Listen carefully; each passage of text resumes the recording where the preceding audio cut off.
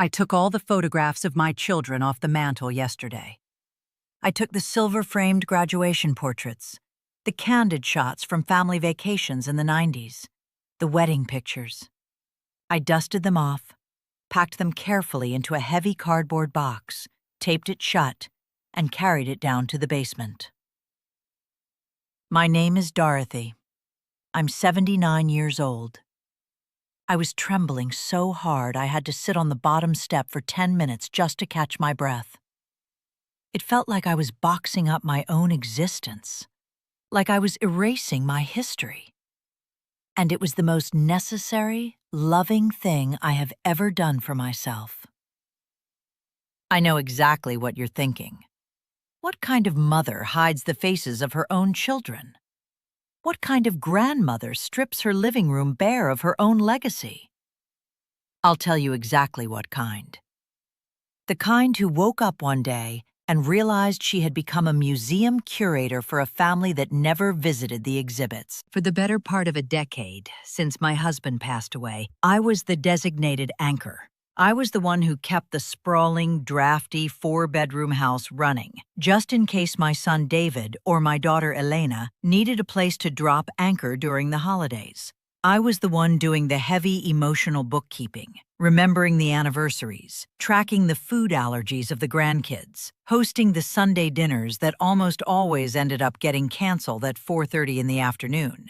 So sorry, Mom. Work is absolutely crazy this week. We're exhausted. We'll make it up to you, we promise.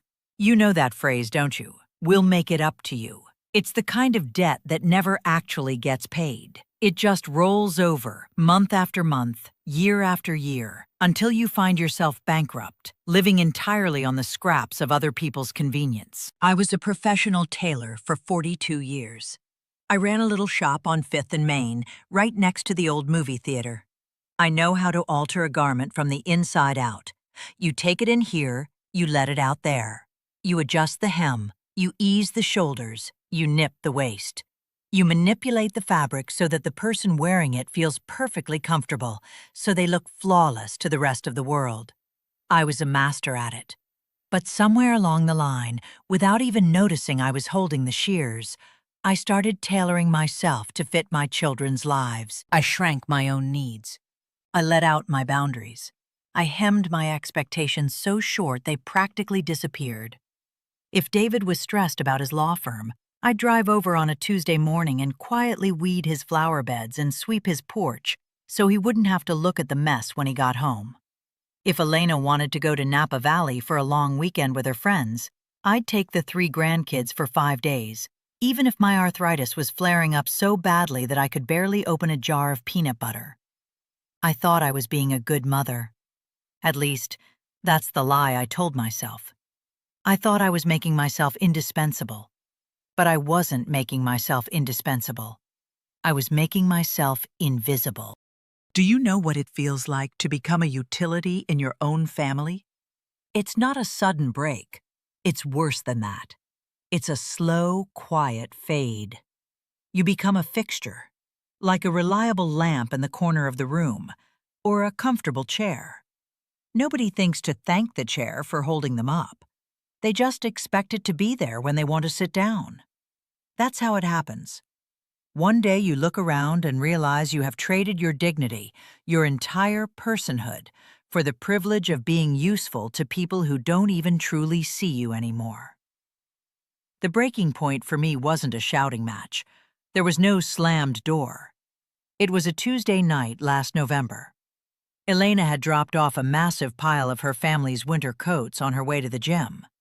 The zippers were stuck, buttons were torn off, linings were shredded. She just dropped them on the armchair. "Mom, you're the only one who can fix these right. No rush, just whenever you have a minute." But I watched the weather report. I knew the first hard freeze of the winter was coming that Friday. It was 1:30 in the morning. I was sitting under the harsh, buzzing fluorescent light of my sewing lamp. I was squinting through my bifocals, struggling to thread a heavy needle with hands that simply wouldn't stop trembling. My lower back was screaming, my eyes were watering, and my hands slipped. I jabbed the heavy upholstery needle deep into the pad of my thumb.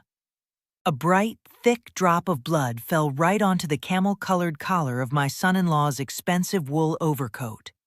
I panicked. I grabbed the coat, hurried down the hall to the bathroom, and ran the cold water, scrubbing fiercely at the fabric with a bar of soap before the stain could set.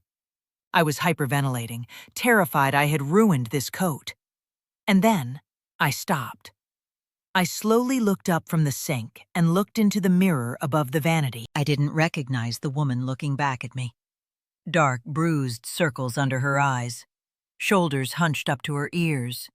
Standing in the freezing bathroom at 2 in the morning, physically bleeding over a coat for a 45-year-old man who hadn't asked me a single question about my own life in over 3 years. I stood there in the quiet house, water running over my hands, and I asked the mirror, "What exactly are you trying to buy?" Because that is the ugly truth of it. Let's be brutally, painfully honest. I was trying to buy their love with my exhaustion. I thought if I just did enough, fixed enough, cooked enough, sacrificed enough of my own flesh and bone, they would eventually turn around and realize my value. I thought my labor would finally make them look at me and say, "We love you, Mom. We see you." Listen to me carefully. I know why you're reading this. You're sitting in a house that's too quiet right now. Maybe you're holding on to old recipes nobody asks for anymore. You're keeping a guest room perfectly vacuumed, the sheets freshly washed, for grown children who only call you when they need a babysitter, a loan, or a favor.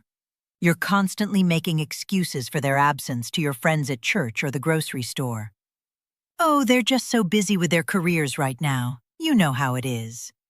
And every single time your phone buzzes on the counter, your heart jumps up into your throat, hoping it's them just calling to chat, just calling because they miss you.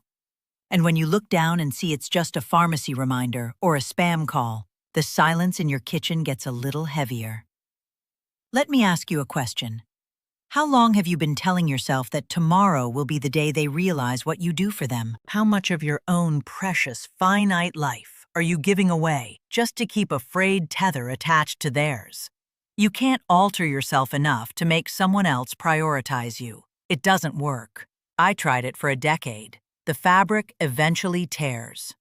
When you offer yourself up as an endless, boundaryless resource, people don't respect the resource. They consume it. That night in the bathroom, something broke inside me. Or maybe something finally healed. I washed the blood out of the coat. I wrung it out. I walked back into the sewing room, folded the torn coats, and shoved them all into a black plastic garbage bag. The next morning at 8 a.m., I drove to Elena's house. I didn't knock. I just left the garbage bag on her front porch with a small note taped to the plastic. It said, "My hands can't do this anymore. Take these to the dry cleaner on 4th Street. I didn't apologize. I didn't soften it. I just drove away. Then I went home, and I started taking down the photographs. I didn't take them down out of spite, or anger, or malice. It wasn't a punishment. I took them down because I desperately needed to look at walls that belonged to me. I needed a visual barrier between my own profound loneliness and the smiling faces of the people who were taking my life for granted. I took the guest room, the one I had kept in pristine, hotel-ready condition for them for 10 years, and I stripped the bed. I threw out the extra mattresses.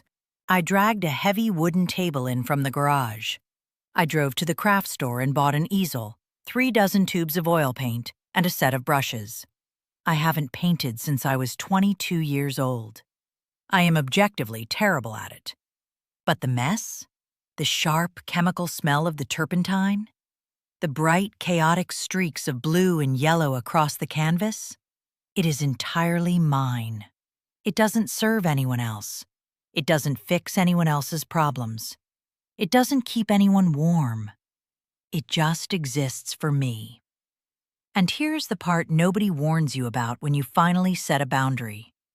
The guilt is agonizing. For the first few weeks, I felt like a criminal in my own home. My hands literally itched to bake a casserole, to call and check in, to offer help where it hadn't been requested. When Elena called me about the coats, she was shocked. She was defensive. Mom, what is this? If you didn't want to do it, you could have just said so. I took a deep breath, gripped the kitchen counter, and said, I am saying so now. I am retired, Elena, from all of it. Do you know what happened?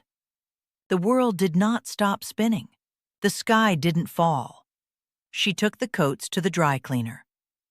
Children do not learn your value when you are constantly smoothing the pavement in front of them. They learn your value when they trip and they reach out and they realize the cushion they've relied on for years is gone.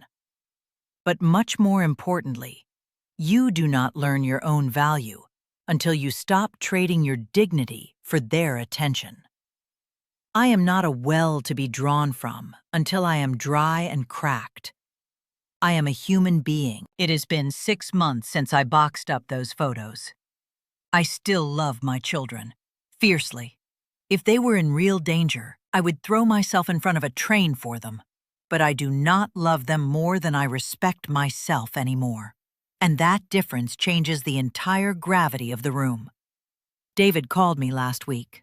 He didn't ask me to weed his garden. He didn't ask me to run an errand. He asked if I wanted to get a cup of coffee at the diner downtown. Just the two of us. We sat in that vinyl booth for an hour. It was awkward at first. It was stiff. We had to actually learn how to talk to each other as two grown adults, not as a manager and an unpaid employee. Not as a problem and a solution. I am not promising you a fairy tale ending. I am not promising that if you pull back, your children will suddenly wake up and come running back with apologies and gratitude. Some won't. Some people are perfectly comfortable with the distance, and they will let you go. And if that is your reality, I am deeply, truly sorry for your pain. It is a heavy grief to carry. But you cannot fix a frayed relationship by pulling the thread tighter. You will only break it. You have pushed long enough. You have compromised long enough. Stop waiting by the door. Stop keeping the guest room perfectly made. Take your hands and put them on something real. Plant a garden that only you will see. Read a book. Call a friend you haven't spoken to in a decade. Be a person again, because you are worth so much more than what you can do for them.